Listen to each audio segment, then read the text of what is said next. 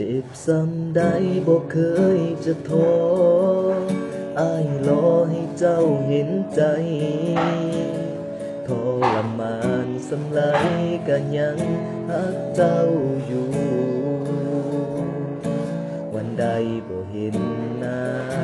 นางอ้ายอยากให้นางได้หู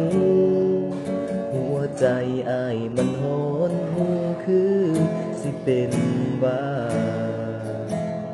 จากกี่วันกี่เดือนกี่ปีจะอยู่อย่างนี้ตลอดไปถึงมันสิเจ็บซ้ำใดบอกใจให้สู้ต่อจะคอยแต่น้องคนดีบ่มีแล้วคำบ้าทอ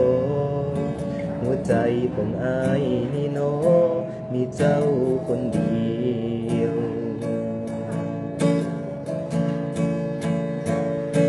มันทรมานกับการรอไฟบางคน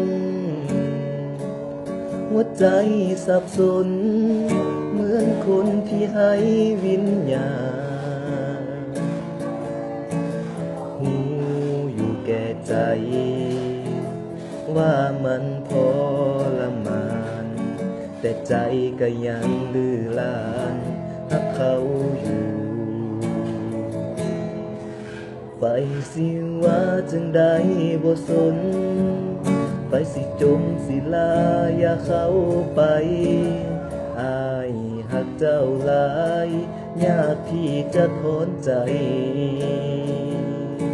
จะหักแต่น้องคนดีคนนี้ตลอดไปจะคอยแต่น้องสามใบให้มาหากัน